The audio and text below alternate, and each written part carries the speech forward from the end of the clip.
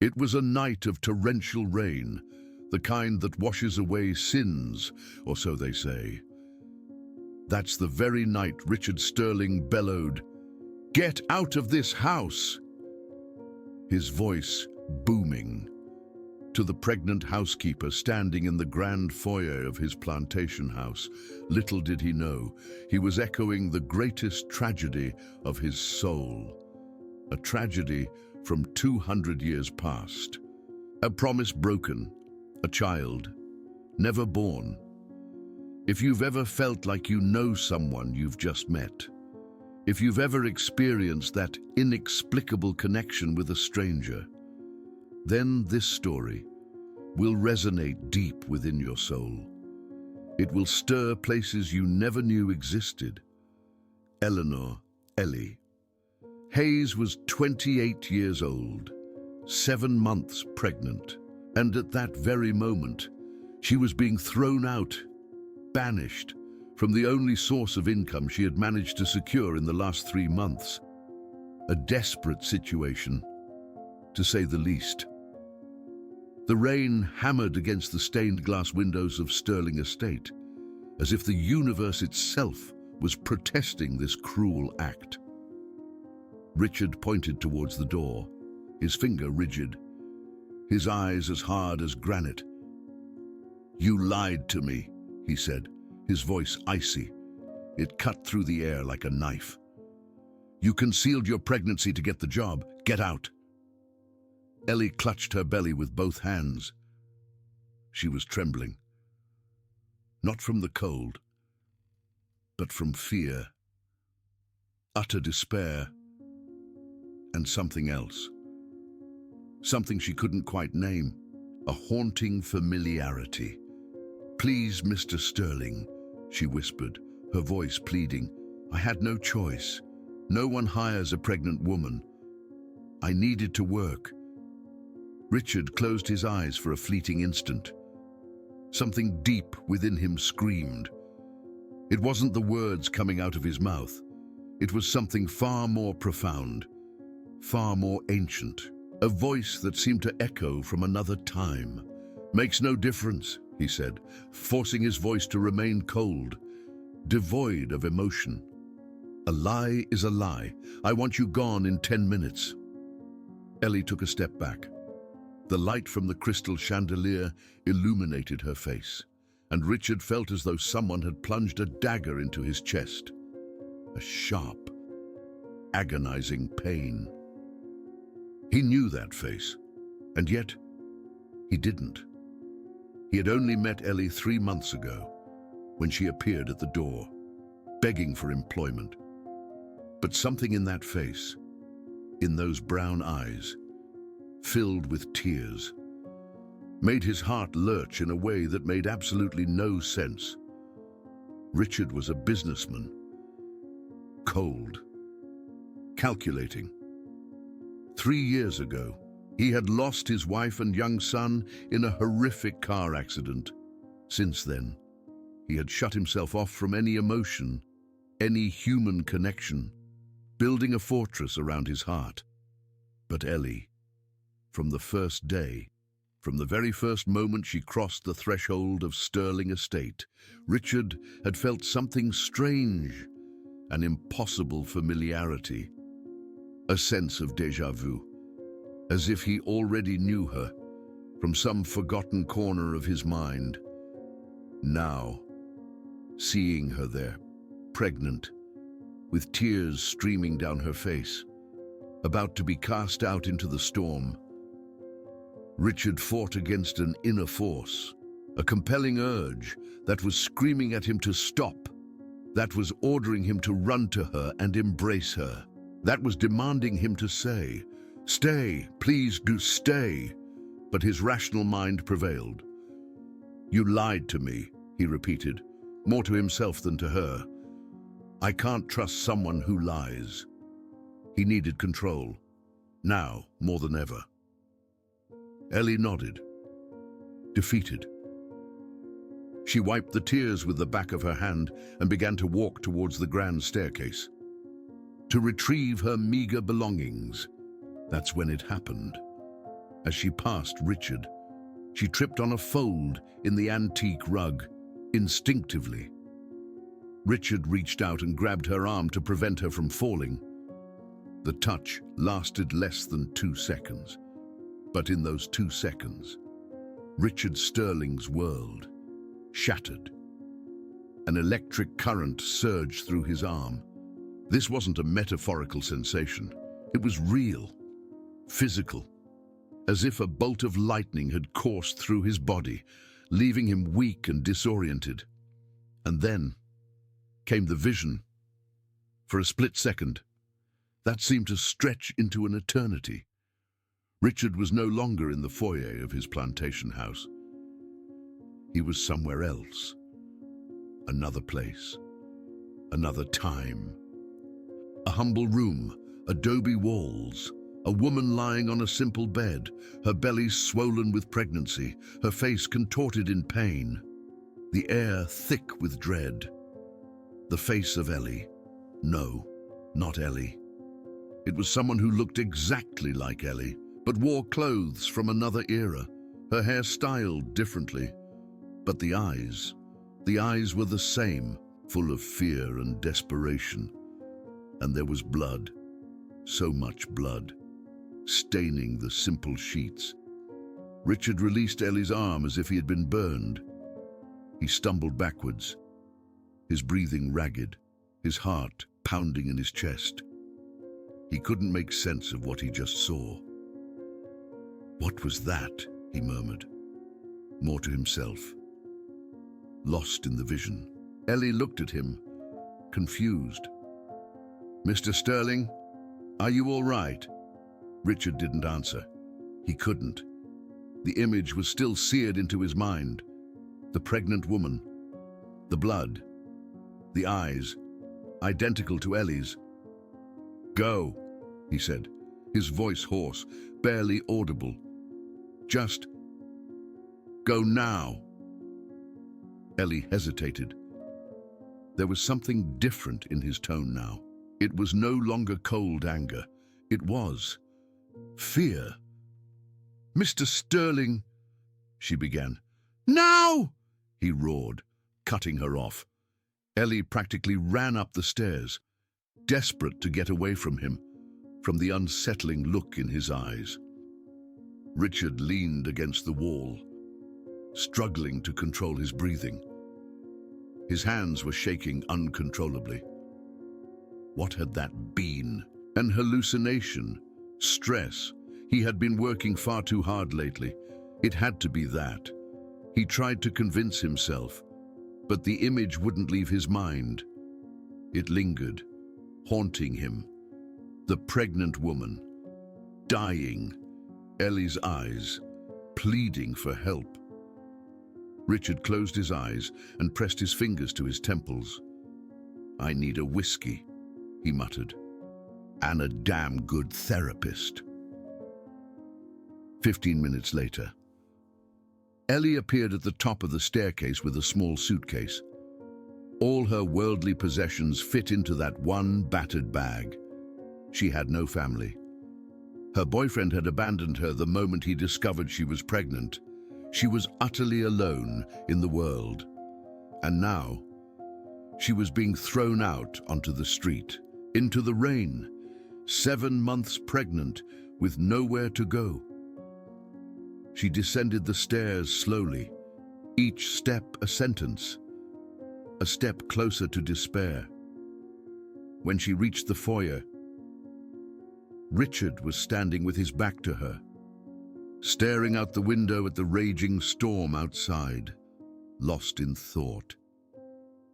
Ellie stopped near the door, the heavy weight of her situation settling on her shoulders. "Thank you for the 3 months," she said softly, her voice barely above a whisper. "I swear, I worked honestly while I was here." Richard didn't turn around. He didn't respond. He was lost in his own internal turmoil. Ellie opened the door. A gust of wind blew raindrops inside. The cold made her shiver.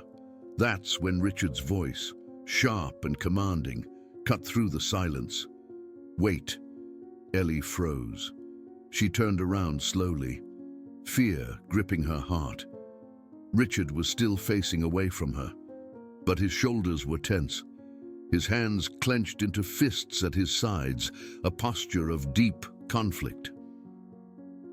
"That mark on your wrist," he said, and then his voice strange, almost detached. "What is it?" Ellie looked down at her left wrist. There was a birthmark there, a mark with a peculiar shape, almost like a crescent moon with a line running through it. "It's a birthmark," she replied, confused. "I've had it since I was born. Why?" Richard finally turned around. His face was pale as wax, his eyes wide with disbelief. "Because I dream about that mark," he said, his voice trembling. "Every night, for the last 3 months." Ellie felt a chill run down her spine, not from the cold, but from something else, something inexplicable, something otherworldly. A sense of dread washed over her. "What do you mean?" she asked, fear tightening her throat. Richard took a step towards her, then another. His eyes were fixed on the birthmark on Ellie's wrist, as if hypnotized. "Since the day you arrived at this house," he said, his voice barely a whisper, "I've had the same dream every night. A pregnant woman, an old room, and me. Kissing that mark, that exact mark, on her wrist." The rain roared outside. The wind made the stained glass windows rattle, as if ancient spirits were trying to break free. Ellie couldn't move. She was paralyzed by fear and confusion. "That doesn't make any sense," she said, her voice filled with disbelief. "I know," Richard replied. "None of this makes sense. But when I touched your arm just now, I saw things. Things I can't explain." Eleanor swallowed hard. "What? What kind of things?" Richard opened his mouth to answer, but he couldn't. How could he explain it? How could he say he'd seen a woman, identical to her, in another century, dying in childbirth? He shook his head slowly. "Just go," he managed. But the authority in his voice was gone. "Just, please go." Eleanor hesitated. Everything in her told her to run. This man was strange. This situation was impossible. This estate was haunted by something neither of them understood, but something deeper held her there.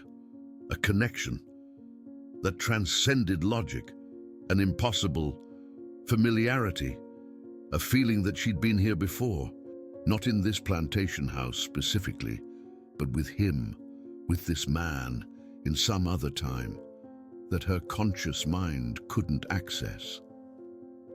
"Mr. Sterling," she said, her voice trembling slightly, "I feel it too.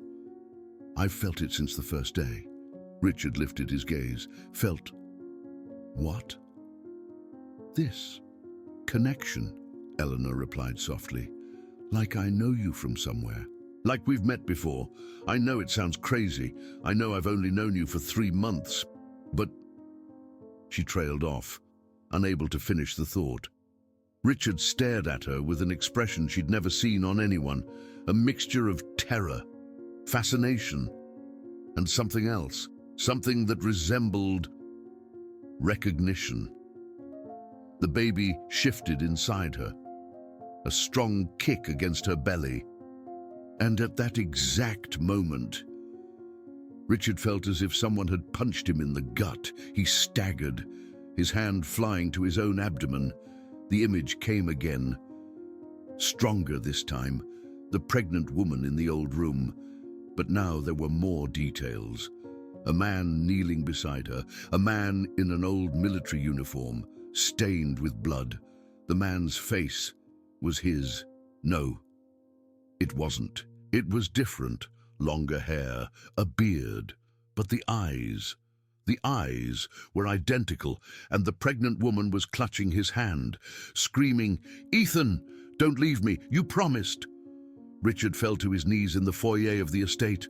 Eleanor cried out and rushed to him, her suitcase forgotten on the floor. "Mr. Sterling, what is it? What's wrong?" Richard could barely breathe. The vision had faded, but the words still echoed in his mind. "Ethan, don't leave me. You promised." Who was Ethan? Why was the woman in the vision shouting that name? Why did it feel like that name belonged to him? That night, Eleanor didn't leave. Not because Richard changed his mind about firing her, but because he had collapsed right there in the foyer, and she couldn't simply leave him there and walk away. Mrs. Abigail, the housekeeper who had worked at the estate for 40 years, came running when she heard the commotion. "Good heavens!" she exclaimed, seeing Richard sprawled on the floor and Eleanor kneeling beside him. "What in the world happened?" "He fainted," Eleanor said, concern etched on her face. "I don't know. He started saying strange things, and then he just fell." Mrs. Abigail looked at Eleanor with a peculiar expression. Her old eyes seemed to see beyond the surface of things. They seemed to hold secrets, spanning decades. "Help me get him to the sofa," she instructed. Together, they managed to drag Richard into the living room and onto the large leather couch. Eleanor brushed a strand of hair from his forehead. Unthinking, pure instinct, and as her fingers touched Richard's skin, another electric current surged through her. This time, it was she who saw.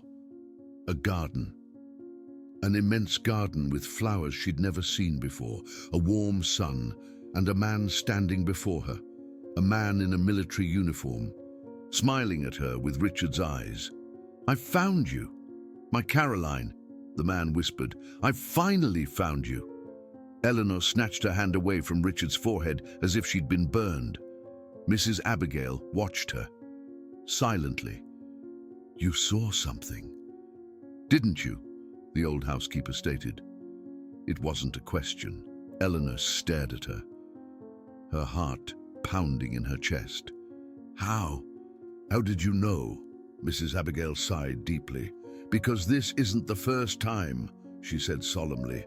"This house holds secrets, child. Secrets. 200 years old." The rain continued to lash against the windows, and somewhere in the depths of Sterling Estate, an antique clock began to strike midnight, as if time itself knew that something was about to be revealed. Something that had remained buried for 2 centuries. Something that connected this cold millionaire and this pregnant housekeeper in a way neither of them could possibly imagine. If you're getting chills right now, if this feeling that this story is going to places you don't expect is overwhelming you, leave a like, because what comes next will change everything you think about inexplicable connections. Mrs. Abigail settled into the armchair across from the sofa where Richard lay unconscious. "Sit down, child," she instructed Eleanor gently. "What I'm about to tell you isn't easy to hear, and even harder to believe." Eleanor didn't want to sit. She wanted to leave. She wanted to forget this crazy night, these impossible visions, and this man who had fired her, but who now seemed as connected to her as her own unborn child. But her legs moved against her will. She sat. Mrs. Abigail gazed at the sleeping Richard. Her expression was that of someone who saw far more than just a man passed out on a couch. "This house was built in 1830, she began, her voice low and steady. "But on the land where it stands, there was another structure before it, a colonial-era plantation from before the war. Eleanor listened in silence. The baby shifted inside her, as if it wanted to hear too.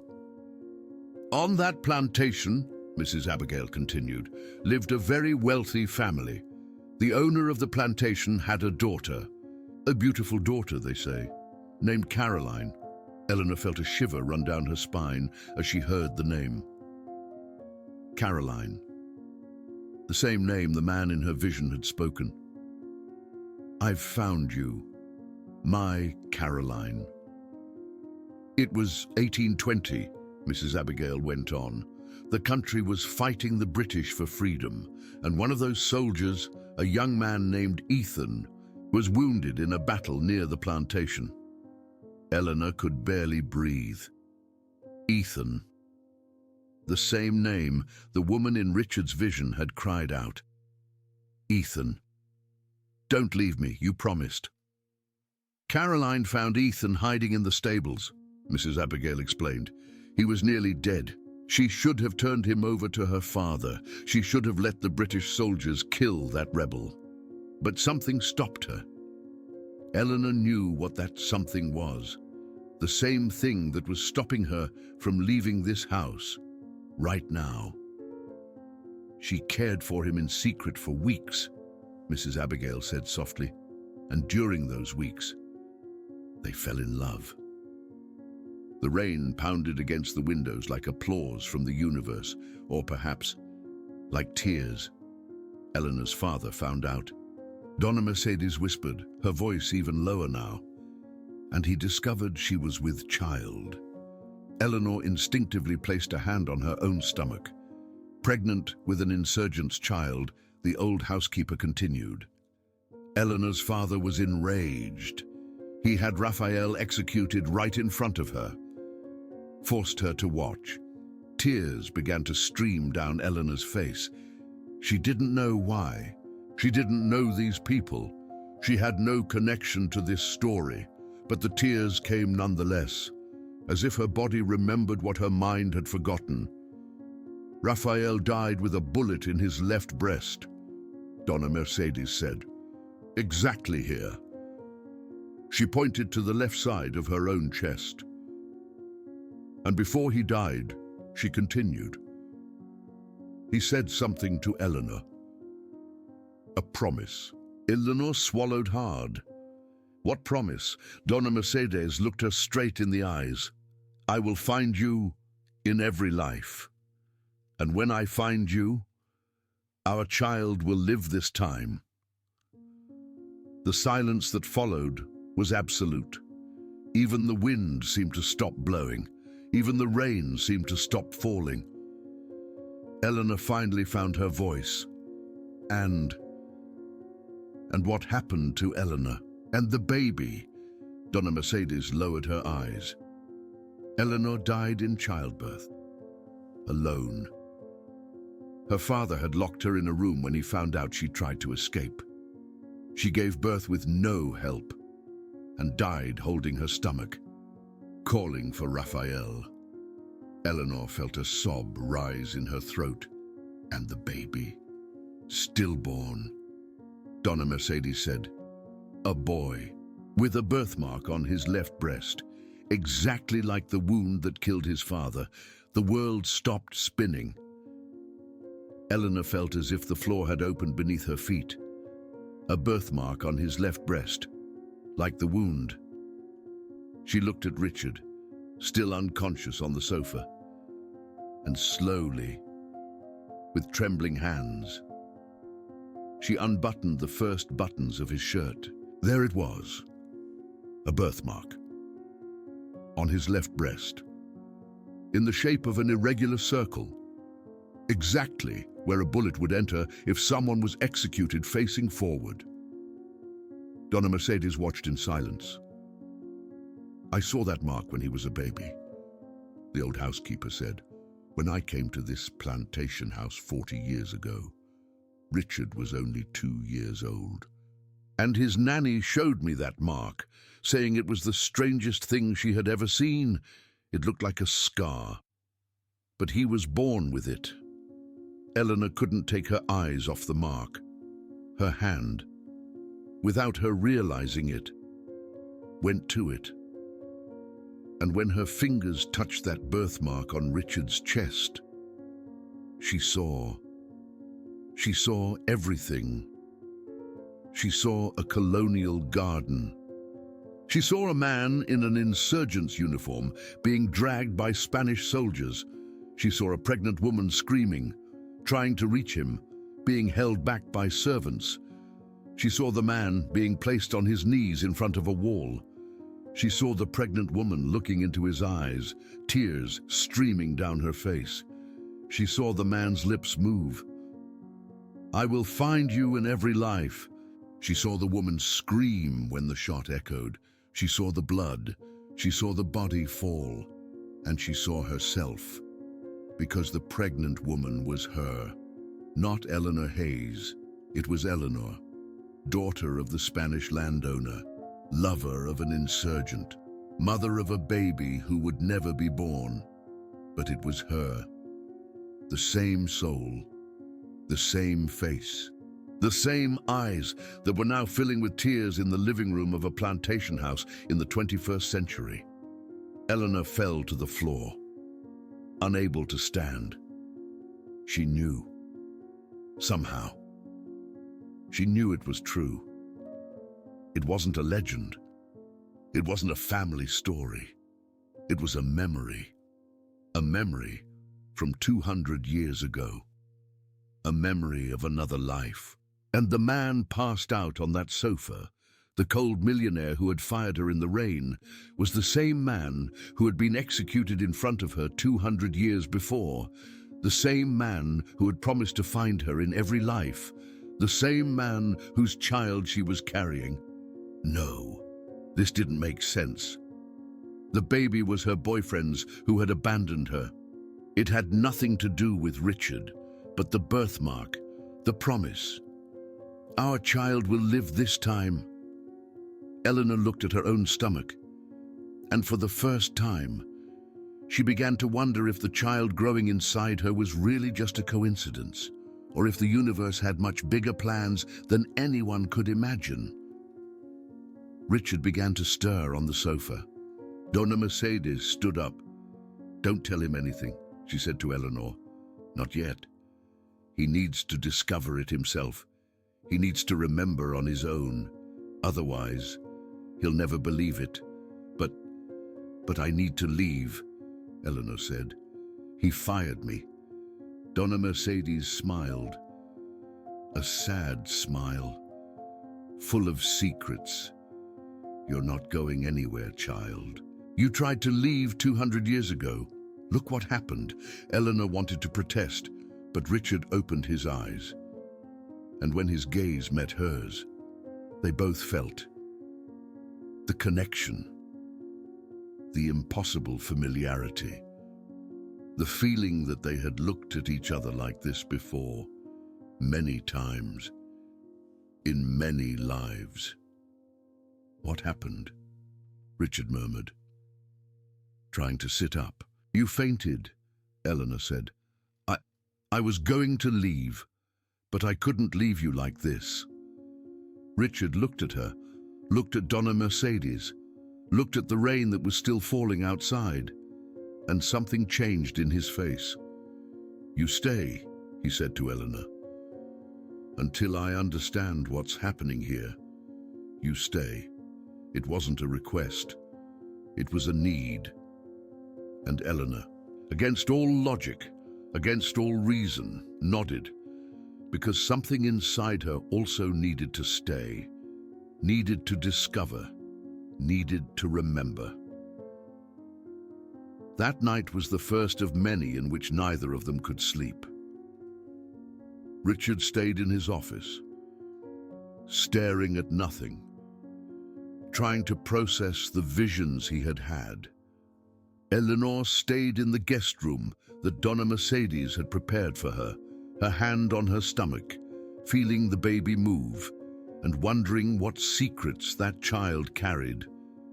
And in the early morning, when the rain finally stopped and a heavy silence settled over the plantation house, Richard had the nightmare. The nightmare that would change everything. He was in a dark room, a room with adobe walls and a single lit candle. A woman was lying on a simple bed, her belly huge, her face contorted with pain. It was Eleanor. No, it was Eleanor. But it was the same person. She was screaming. Blood stained the sheets, and she was screaming a name. Raphael, Raphael, you promised. You promised our child would live.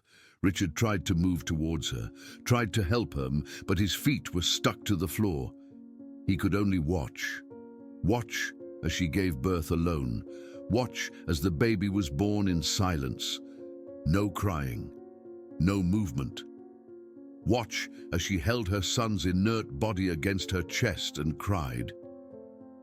And then she looked directly at him. You promised, she whispered. You promised you'd meet me again, that our child would live. Richard Sterling awoke with a shout. Catalina! The name escaped his lips before he could stop it. A name he'd never heard before that night. A name that shouldn't mean anything to him. But that meant everything. He was drenched in sweat. His heart pounded so hard, it felt like it would burst from his chest, and the certainty that settled over him was unwavering. The woman from the dream was real.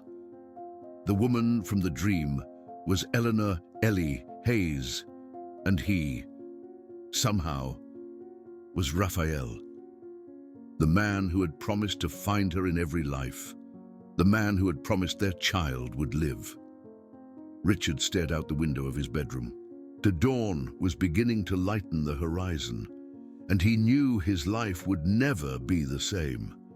Have you ever woken up from a dream with such certainty that it was real, that you couldn't believe it was just a dream? If you have, let me know in the comments below, because what Richard discovered after that nightmare will make you question everything you know about memory and reincarnation. In the weeks that followed, Richard tried to ignore what had happened that night. He tried to convince himself it had just been stress, work overload, the anniversary of his wife and child's death approaching. His mind had played a trick on him. But the dreams continued. Every night, without exception. He dreamed of Catalina. Sometimes they were sweet dreams, walks in gardens, stolen kisses in stables, promises whispered by candlelight. Sometimes they were nightmares. The execution, the blood, the screams. And every morning, Richard awoke with her name on his lips. Catalina. A name he'd never heard before meeting Ellie. A name that now felt more familiar than his own. Ellie continued working at the Sterling estate. Richard had decided she would stay until he figured out what was happening, or until he proved to himself that nothing was happening, and he was simply going insane. But the more time he spent near her, the worse it got. Not worse in a bad sense. Worse in the sense that the connection intensified with each passing day. Richard began to notice things he hadn't noticed before. The way Ellie moved her hands when she spoke, identical to the woman in his dreams. The way she tilted her head when she heard something interesting, identical. The sad smile she gave when she thought no one was watching, identical. It was as if he were living with two women at the same time. Ellie, the pregnant housekeeper of the 21st century, and Catalina, the daughter of the Spanish landowner from 200 years ago, and the two were the same person. This makes no sense, he muttered to himself, every night, as he prepared for sleep. Reincarnation doesn't exist. Past lives don't exist. This is madness. But the madness continued, and began to manifest in ways increasingly impossible to ignore. The first incident happened 3 weeks after that stormy night. Richard was in his study working when Ellie knocked on the door. "Excuse me, Mr. Sterling," she said. "Mrs. Davison asked me to let you know that dinner will be served in an hour." Richard nodded without looking up. He was trying to keep his distance from her. The less he saw her, the less he would think about those crazy things. But Ellie didn't leave. She stood in the doorway, looking around the study as if she were searching for something. "Is there a problem?" Richard asked him, raising his eyes. Ellie shook her head, confused. "It's strange. I swear I've been in this room before. Not in these last few months. Before. Long before." Richard felt his blood run cold. "What do you mean?" Ellie walked to the large bookcase that covered an entire wall. Her eyes scanned the shelves as if looking for something specific. "I know this is going to sound crazy," she said, "but I have a feeling that there's a secret compartment here, behind the books." Richard stood up from his chair. "There is no secret compartment there," he said. "I've known this house my entire life." Ellie ignored him. Her fingers began to feel along the shelves, moving books, pressing corners, and then, behind a bound collection of 19th century novels, she found it, a metal mechanism, a small latch hidden in the wood. She pressed it, and the entire bookshelf swung open, revealing a hidden compartment in the wall. Richard stood, paralyzed. He had lived in that house since he was born. His father had lived there. His grandfather had lived there. No one, in 3 generations, had discovered that compartment, and Ellie had gone straight to it, as if she knew exactly where it was, as if she had been there before. "What's in there?" Ellie asked, her voice trembling. Richard approached slowly. Inside the compartment was a wooden box covered in dust. Old, very old. He picked it up carefully and placed it on the table. The box had a small padlock, also very old. Richard tried to open it, but it was locked. "Wait," Ellie said. She reached for her neck and pulled out a cord she wore hidden under her blouse. On the cord was a small, rusty key. "Where did you get that?" Richard asked. "It was in the apartment I rented before coming to work here," Ellie said. "The previous tenant left a box of things behind. This key was there. I don't know why, but I felt like I needed to keep it." She held out the key to Richard. His hands trembled as he took it. The key was old. It looked centuries old, and it fit perfectly into the box's padlock. Richard turned it. The padlock opened with a soft click. Inside the box, protected by faded velvet, was a silver medallion. Richard picked it up and turned it over. On the back, there was an inscription. "To my Catalina. Until we meet again. R." Ellie began to cry. Not a soft cry. A deep cry. Coming from somewhere inside her that she didn't know existed. "I know this medallion," she said between sobs. "I know it. He gave it to me. On the night before. She couldn't finish. Richard looked at her and knew he could no longer deny it, could no longer pretend that this was madness. Something was happening. Something impossible. Something real. That night, for the first time, Richard told Ellie about his dreams. They sat in the living room. The fireplace lit, the medallion on the coffee table between them. Richard spoke about Catalina, about Raphael, about the execution, about the promise. And as he spoke, Ellie cried, because she remembered too, not clearly, not as complete memories, but in fragments, flashes, sensations. Eleanor remembered the scent of the barn where she'd hidden Caleb. She remembered the sound of hooves, those Spanish Mustangs, approaching on the night they were discovered. She remembered the taste of fear when her father dragged her to witness the execution, and she remembered the promise, "I'll find you in every life. And when I find you, our son will live this time. Do you think it's real?" She asked when Richard finished speaking.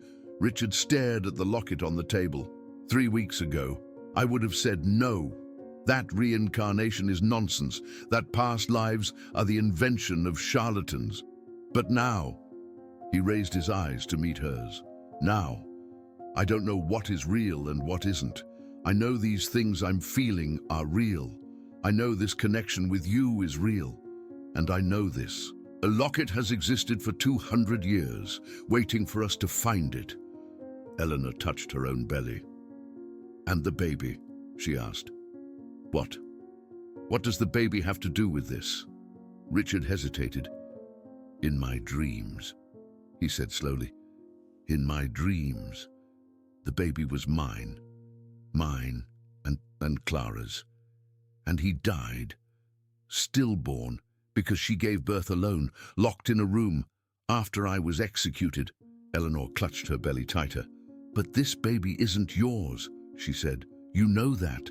The father was my boyfriend. He left me when he found out I was pregnant."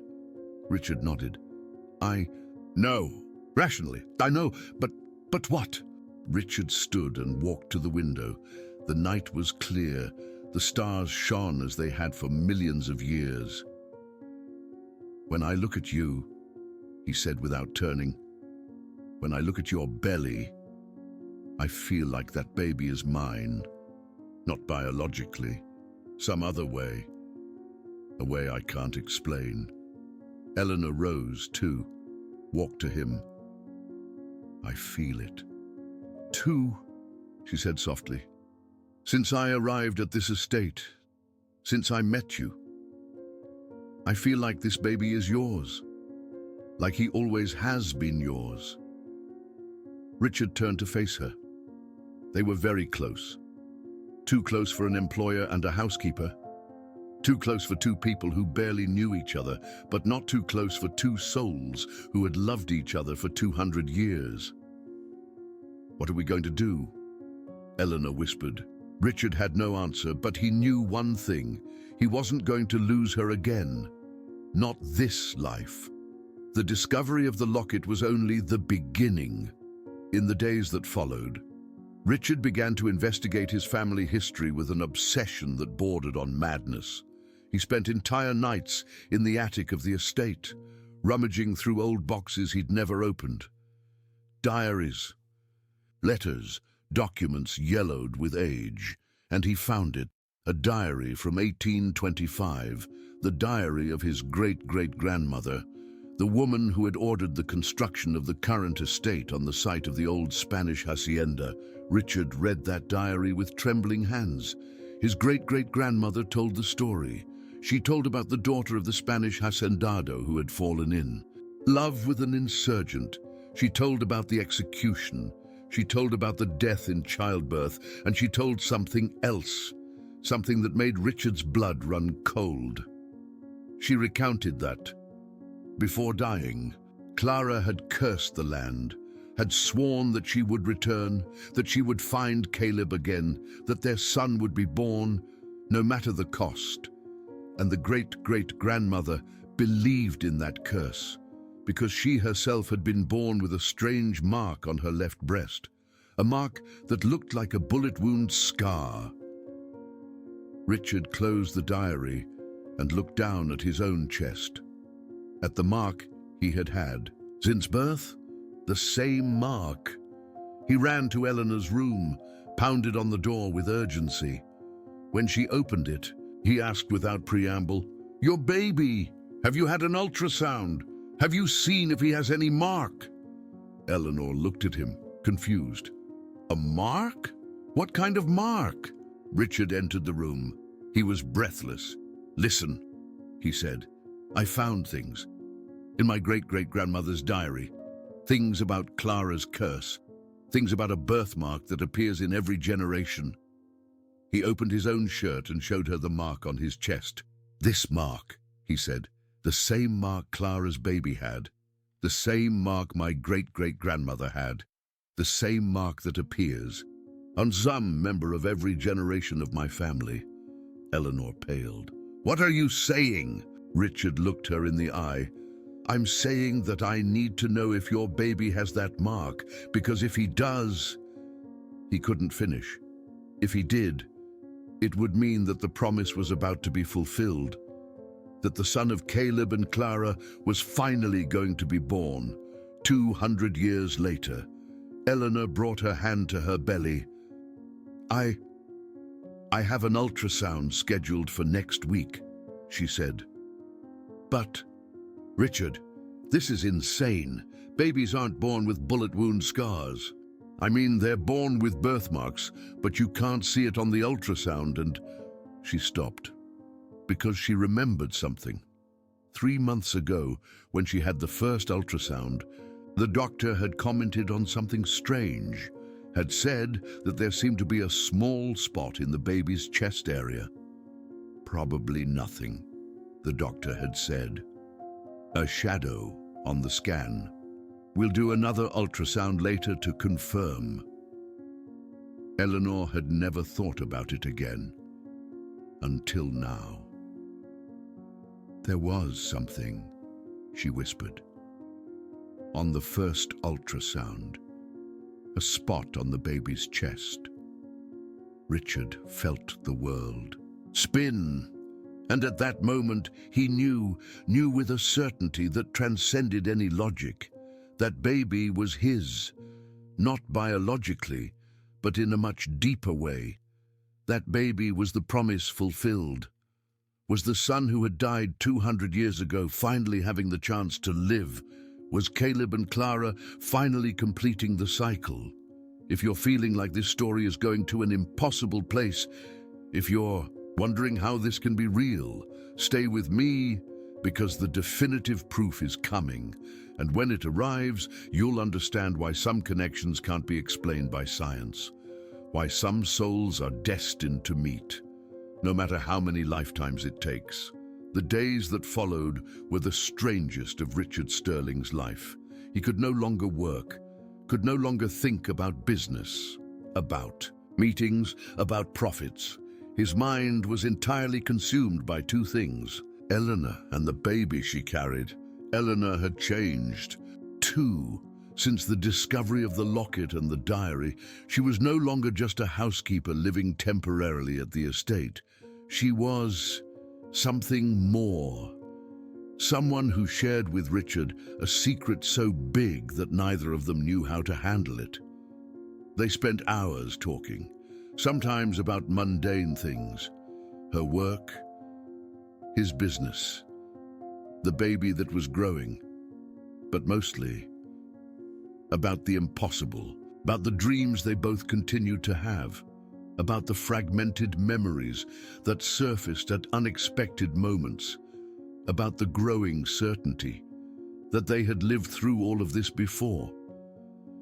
"Did you dream about anything last night, Ellie?" Richard asked one morning, as they were having coffee in the kitchen.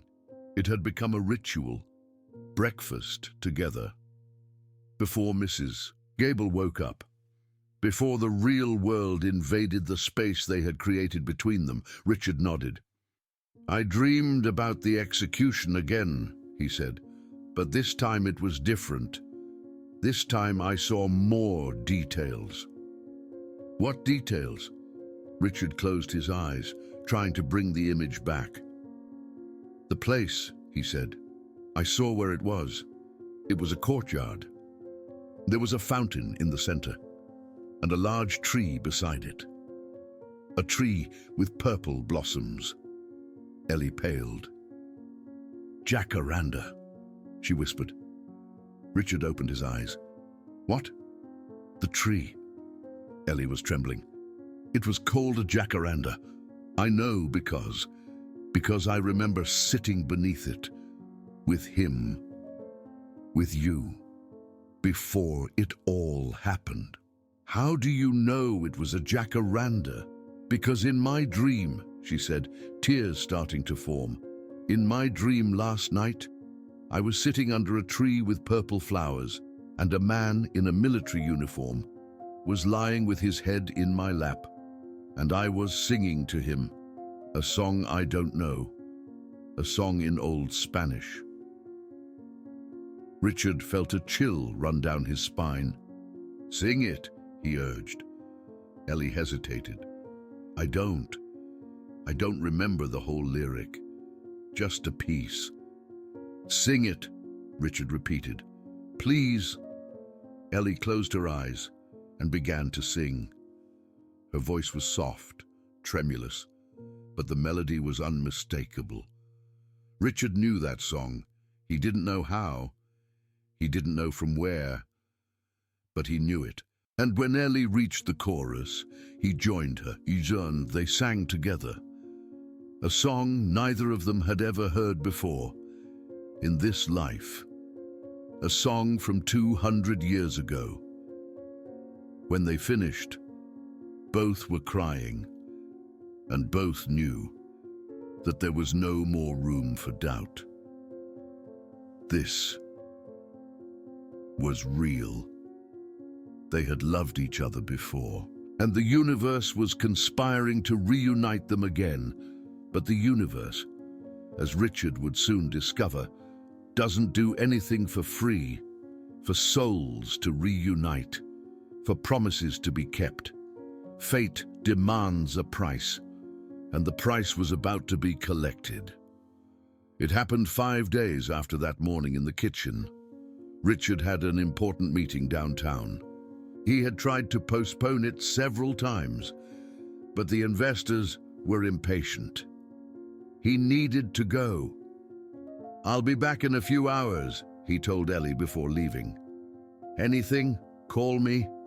Ellie nodded.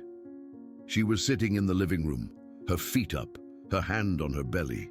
She was 8 months pregnant now. The baby could be born at any moment. Everything will be fine, she said. Go take care of your business. I'll be okay.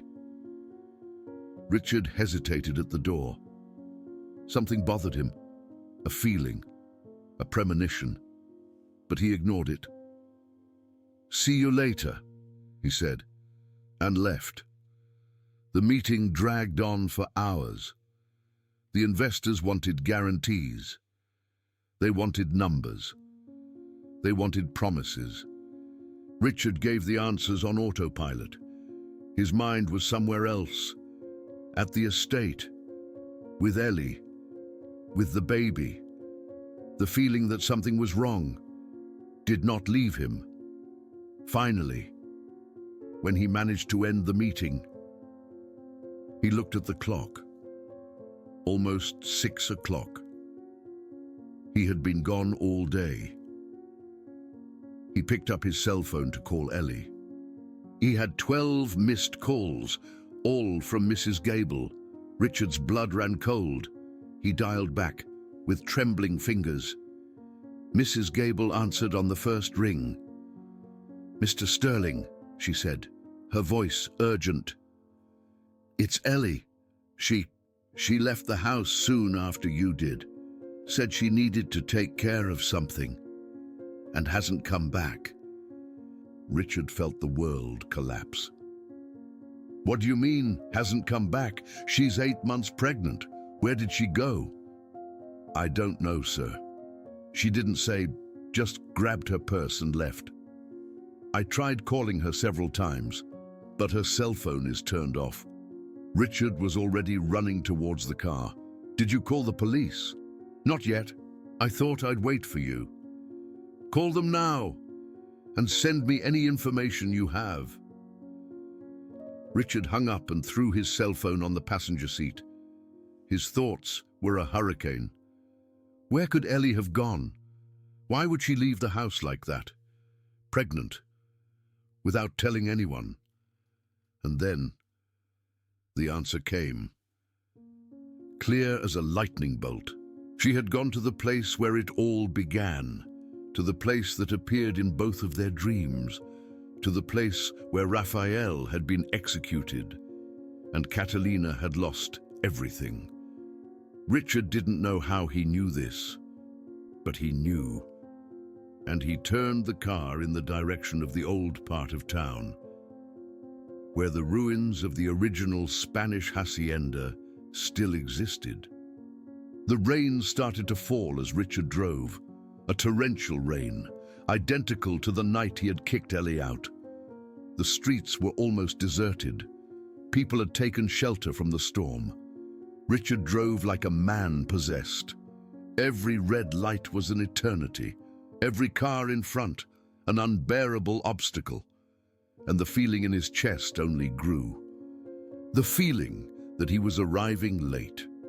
The same feeling that he knew now he had felt 200 years ago, when the Spanish soldiers dragged him to the execution, when he looked at Catalina for the last time, when he knew he wouldn't arrive in time to save her.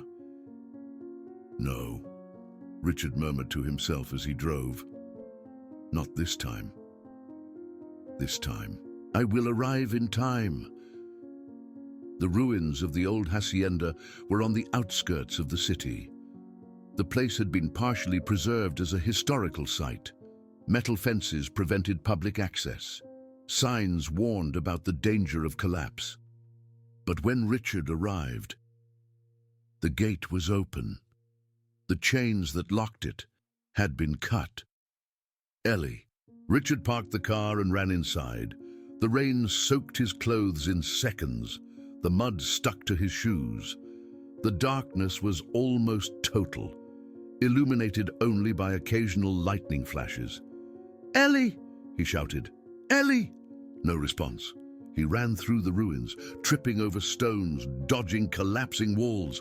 And then he saw it, a courtyard, a dry fountain in the center, and beside it, the remains of a dead tree, a tree that, a long time ago, must have given purple blossoms, jacaranda. It was the place of the execution, the place where Raphael had died. And in the center of the courtyard, lying on the ground, was Ellie. The scream that came from Richard's throat was not human. "Ellie!" He ran to her and knelt beside her. She was conscious, but pale as wax. Her hands held her belly. There was a pool of liquid beneath her. The water broke. The baby was coming. "Richard," she whispered, seeing him. I needed to come here. I don't know why. Something brought me. Is something." She groaned in pain, a contraction. "Don't talk," Richard said, his voice desperate. "I'm getting you out of here. I'm taking you to the hospital." He tried to lift her, but she cried out. "No!" She clutched his arm. "There's no time. The baby is coming now." Richard looked around, distraught. They were in the middle of ruins, in the rain. No help, no equipment, nothing. Just like Catalina had been 200 years ago. "No," Richard said aloud. "It's not going to be like last time. I won't let it." He pulled his cell phone from his pocket. No signal. Of course. They were too far from town. The storm was interfering with everything. He threw the phone to the ground and looked at Ellie. Her eyes were wide, with pain, with fear, but also with something else. Recognition. "Raphael," she whispered. "It wasn't a mistake. It wasn't confusion caused by the pain. She was looking at him and seeing Raphael, the man she had loved 200 years ago, the man who had promised to find her in every life, the man who had promised their child would live. "I'm here," Richard said, holding her hand. "This time I'm here, and you're not going to die. Our child isn't going to die. I promised, Catalina. I promised." Eleanor squeezed his hand tightly, and the next contraction made her scream. The birth started right there, in the courtyard where Raphael had been executed, under the rain that seemed to weep along with them. Richard did what he could. He took off his jacket and placed it under Eleanor to protect her from the stone ground. He removed his shirt and used it to wipe the sweat and rain from her face. He held her hand through each contraction and spoke to her. He spoke things he didn't know he knew. He spoke as Raphael would have spoken to Catalina. "You're strong," he said. "You're the strongest woman I know. In any life, in any time. You can do this. That we can do this." Ellie cried and screamed and squeezed his hand until she almost broke his fingers. But she didn't give up, because she remembered too. She remembered the other time. She remembered being alone in that dark room. She remembered calling for Raphael and no one answering. She remembered feeling the baby being born and not being able to hear it cry. But this time was different. This time Raphael was there. This time she wasn't alone. The baby was born as the clock of some distant church struck midnight. Richard took him in his trembling hands. It was a boy, small, wet with rain and blood, and for one terrifying moment, he made no sound. Richard felt time stop. "No," he said. "No, no, no." He turned the baby over and gently patted him on the back, as he'd seen in movies, not knowing if he was doing it right, not knowing if he was making any difference. "Please," he murmured. "Please, live. You've waited 200 years to be born. You can't give up now." Eleanor was crying, reaching out for the son she couldn't reach. And then the baby cried, a loud cry, strong, alive. Richard felt tears stream down his face, mingling with the rain. "He's alive," he said, his voice breaking. "Ellie, he's alive.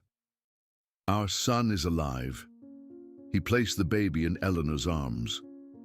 She held him close to her chest, crying, laughing, trembling, and that's when Richard saw it. The mark on the baby's left chest. A birthmark in the shape of an irregular circle, identical to his, identical to the baby who had been stillborn 200 years ago. "The promise was fulfilled," Eleanor whispered, looking at the mark. "You promised our child would live, and he's alive. Finally, he's alive." Richard leaned down and kissed her forehead.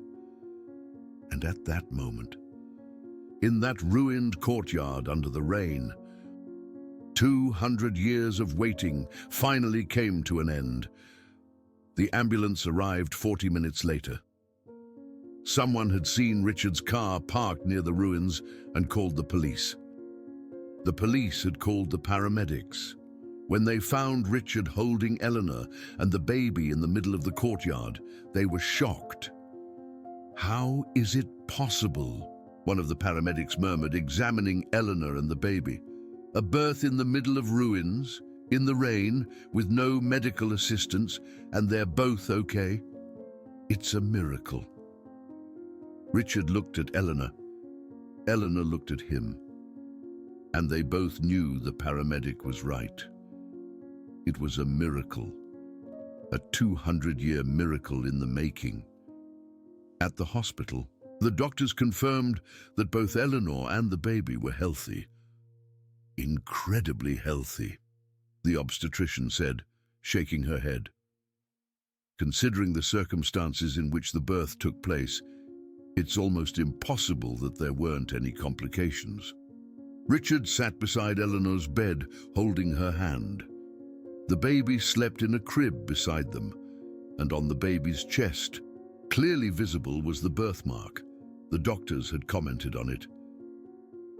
"I've never seen such a well-defined birthmark on a newborn," a nurse had said. "It almost looks like a scar."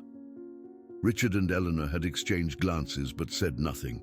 How to explain, how to say that that mark was proof of a promise made 200 years ago?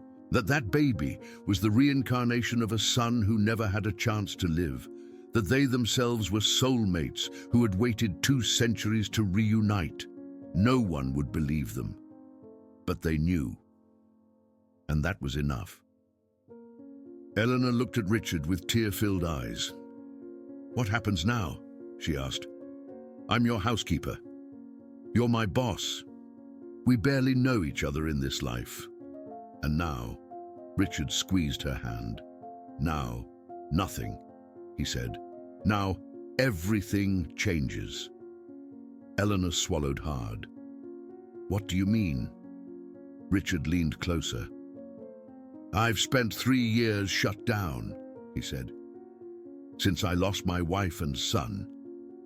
I convinced myself that I would never love again, that I would never feel anything again, that it was safer that way."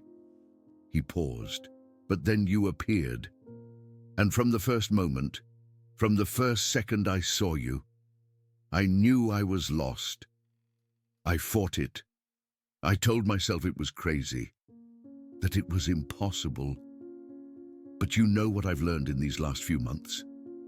"What?" Eleanor whispered. "That the impossible exists, that some things cannot be explained, and that some people are made for each other, no matter how long it takes, no matter how many lives it takes. They will find each other." Tears streamed down Eleanor's face. "I was afraid," she admitted. "Afraid that when the baby was born, you would leave. That she would realize this was all madness and go back to her normal life, and I'd be alone again, like before." Richard shook his head. "Never," he said. "I lost you once, Ellie. I watched you die, helpless to do anything. I've spent 200 years carrying that guilt. In some part of my soul, I didn't even know existed. I'm not going to lose you again. I'm not going to lose our son again."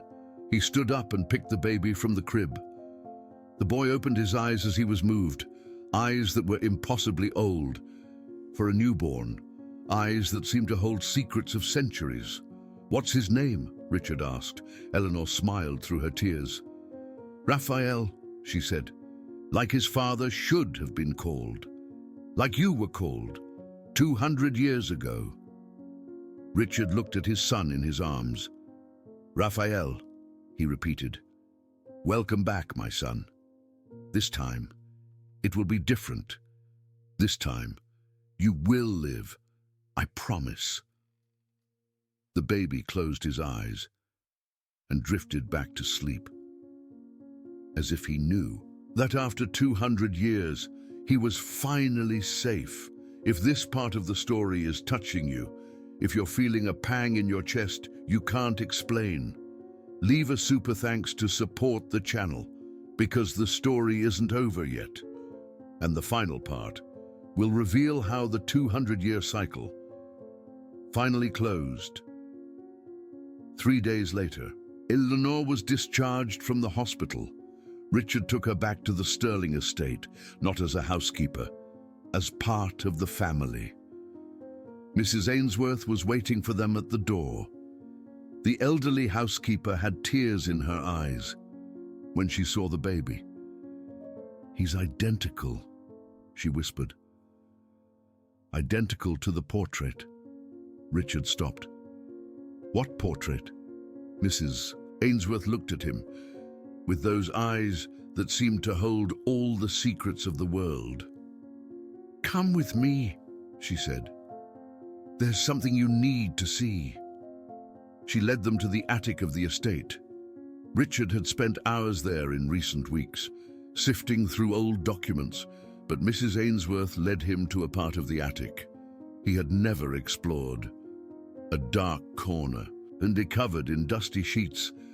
Under one of those sheets was a painting, an old portrait.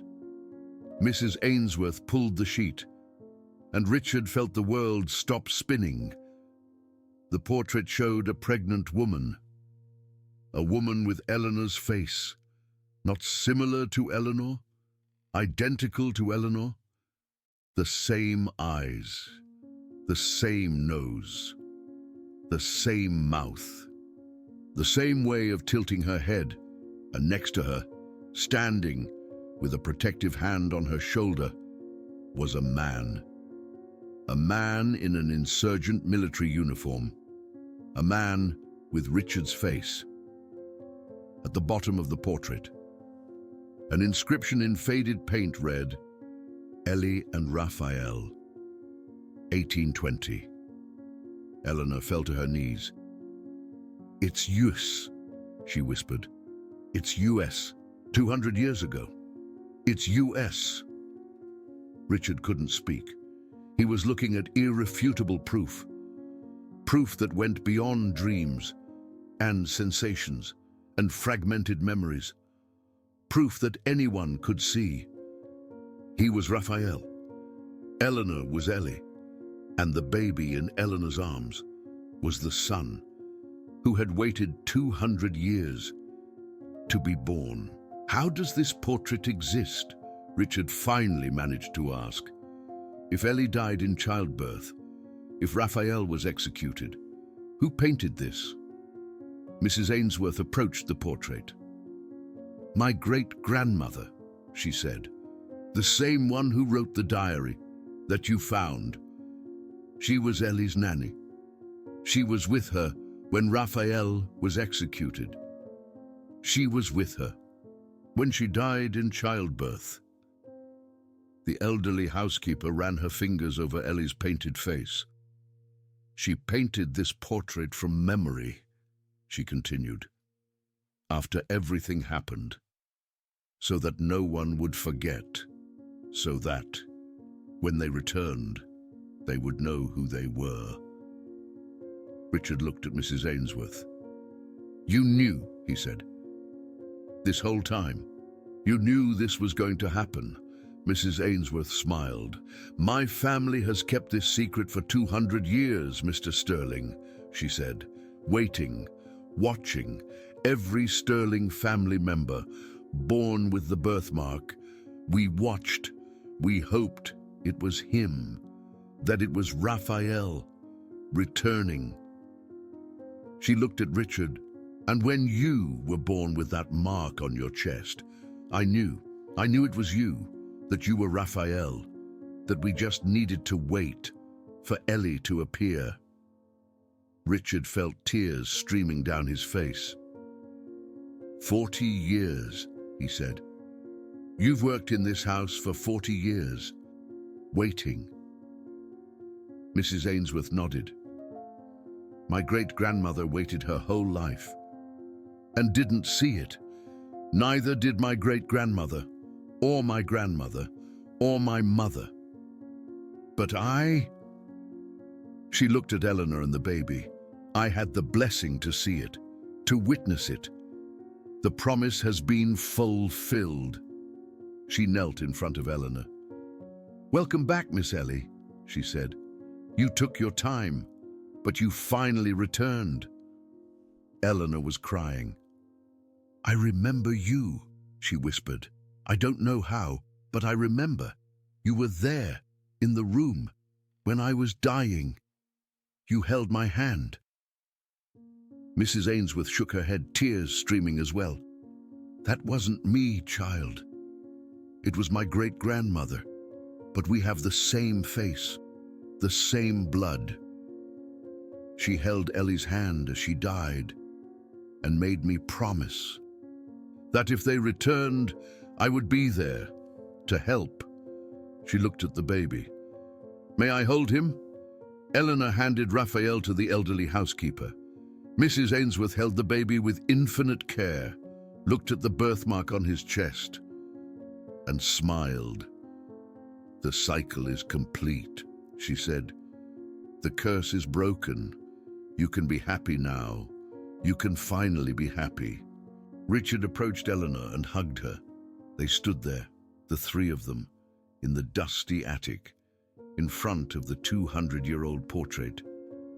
A millionaire who had been an insurgent soldier, a former housekeeper who had been the daughter of a Spanish landowner, and a baby who had waited 2 centuries to breathe. And for the first time in 200 years, they were all together, as they should have been from the beginning. 6 months passed. Little Raphael grew healthy and strong. The birthmark on his chest remained there, as clear as the day he was born, but no one saw it as something strange anymore. It was a family mark, a mark of destiny, a mark of a promise fulfilled.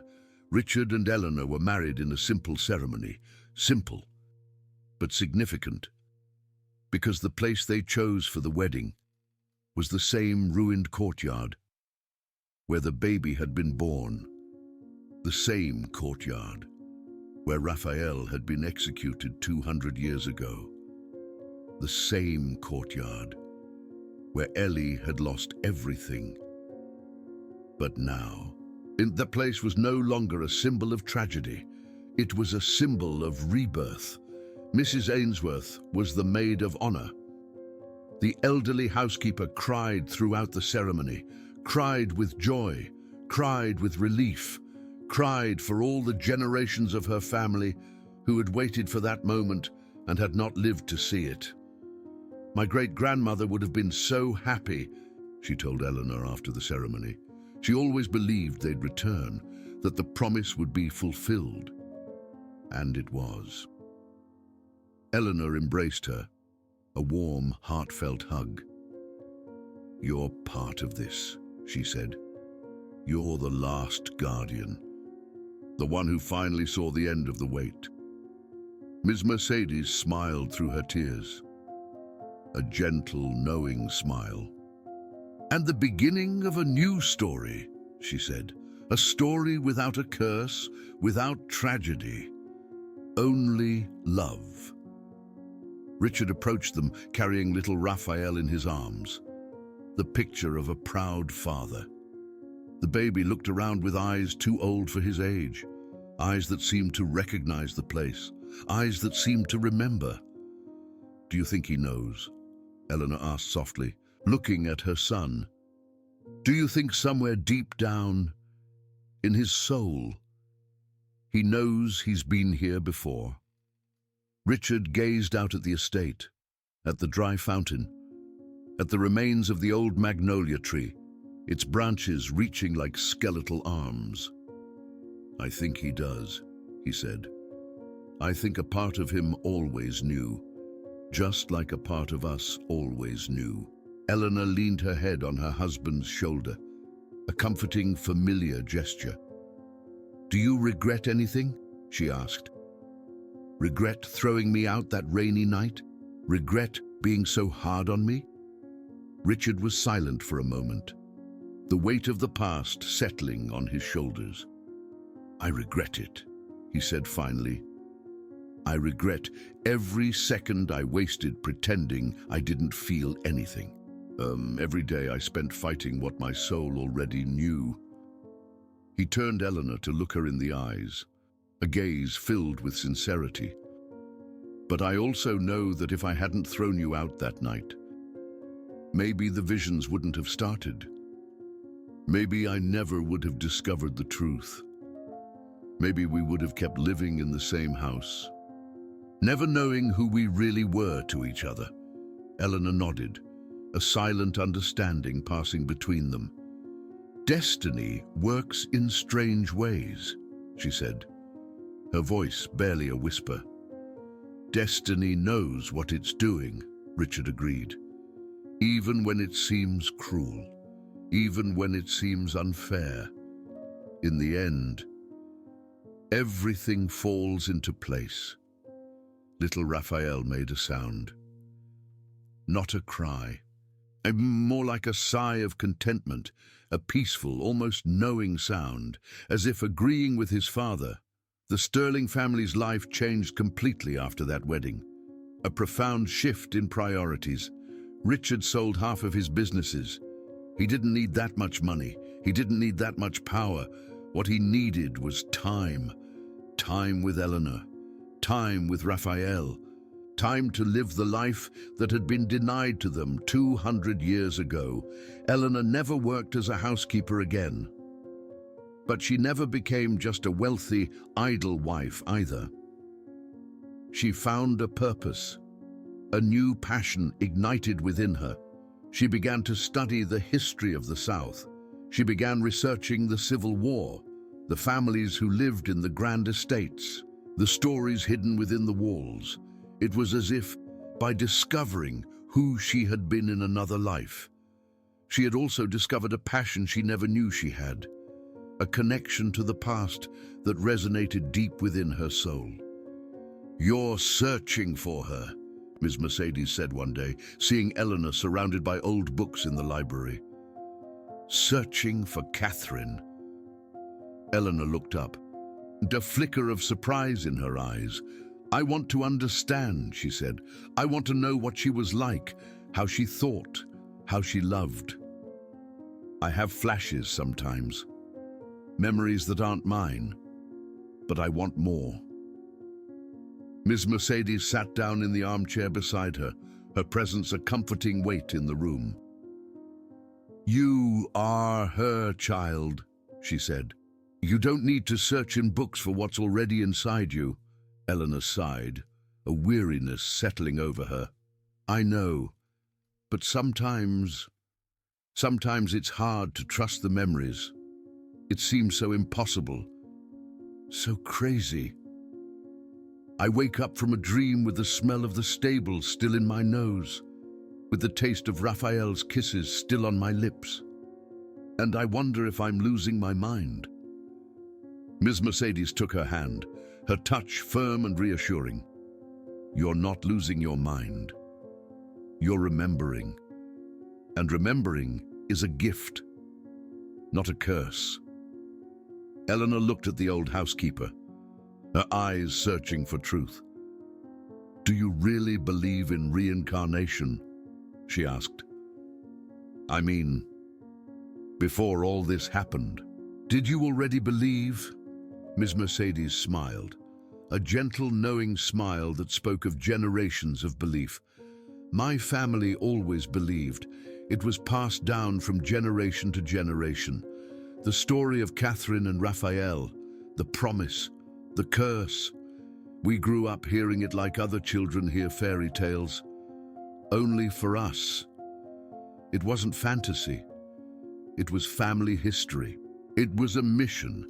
Eleanor was silent, thinking, the weight of the past pressing down on her. "And now?" she asked finally. "Now that the promise has been fulfilled, now that the curse is over, what happens?" Ms. Mercedes looked out the window, her gaze fixed on the horizon. The sun was setting. The sky was painted with streaks of orange and purple, a breathtaking display of nature's artistry. "Now you live," she said. "That's all. You live. You love. You raise the boy. You grow old together. Everything you were prevented from doing the first time." Tears began to stream down Eleanor's face. Tears of relief, tears of joy, tears of gratitude. "It seems so simple," she said, her voice choked with emotion.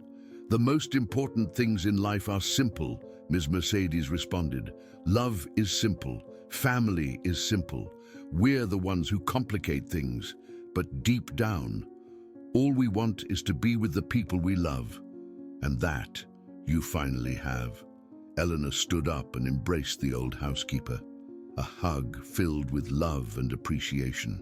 "Thank you," she said, "for everything, for waiting, for keeping the secret, for being here when we needed you." Ms. Mercedes returned the embrace. her heart filled with peace. I was born for this child. Now I can rest in peace, knowing that my mission has been fulfilled. The years passed. A gentle, steady flow of time. Little Raphael grew up and became a strong, healthy boy, and then a teenager, and then a man. His life unfolding like a blossoming flower. The birthmark on his chest remained there, a subtle reminder of his past. But he never saw it as something strange. To him, it was simply part of who he was, a unique and defining characteristic, an important part, a link to something greater than himself, a part that connected him to a story that transcended his own life, a legacy that stretched back through the centuries. When he was 18 years old, Raphael sat down with his parents and listened to the whole story, the full truth, the story of Catherine and the first Raphael, their love, their loss, their tragic fate, the story of the execution and the death in childbirth, the injustice and the pain, the story of the promise and the 200 years of waiting, the burden carried through generations, the story of how he had been born in a dilapidated courtyard, beneath the rain, in the same place where his namesake had died. A cycle completed. "Do you think I'm him?" Raphael asked after hearing everything, his voice filled with a mixture of wonder and disbelief. "Do you think I'm the reincarnation of the baby who died?" Richard looked at Eleanor, a silent conversation passing between them. Eleanor looked at Richard, her eyes filled with love and understanding. "We think," Richard said finally, "that you are you, that you are our son, that you are the most important person in our lives. The rest is just history." Raphael was silent for a long moment, processing the weight of their words, the immensity of the past, and then he smiled, a genuine, heartfelt smile that reached his eyes. "I feel things sometimes," he said, "things I can't explain. Like I remember places I've never been, people I've never met, of a woman screaming my name, of a man being dragged away by soldiers." He touched the birthmark on his chest, a gesture of acceptance and understanding. "But you're right," he continued. "I am me. I'm your son. I'm the person you raised with love. And if inside me exists the soul of someone who lived 200 years ago, then I'm happy that that soul has finally found peace." Eleanor embraced her son tightly, a hug filled with overwhelming love and gratitude. "You're a miracle," she whispered in his ear. "A 200-year-old miracle." Raphael returned the embrace, his heart filled with warmth and love. "I know, Mom," he said. "I know."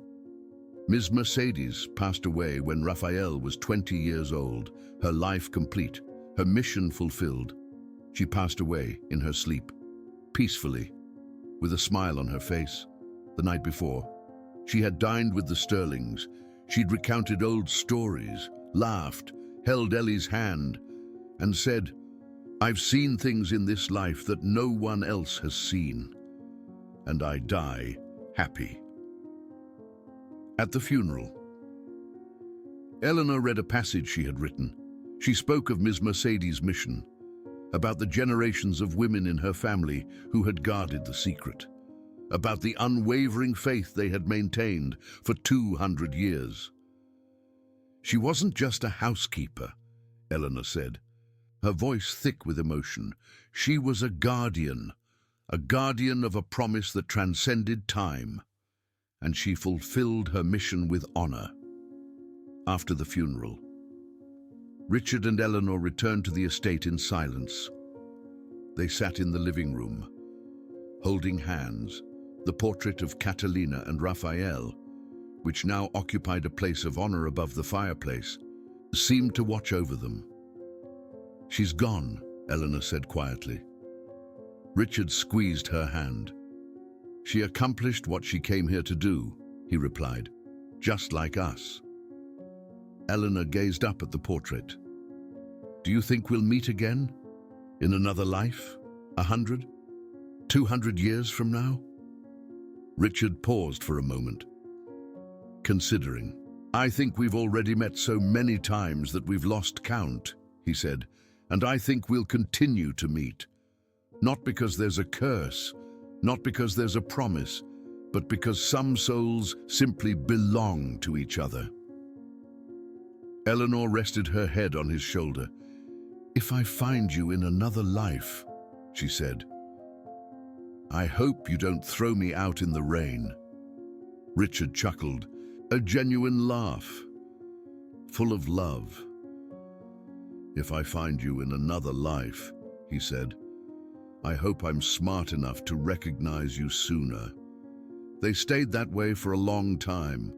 Two lovers who had waited 200 years to be together. Two lovers who had finally found peace, and somewhere, perhaps in another dimension, perhaps in another life yet to come.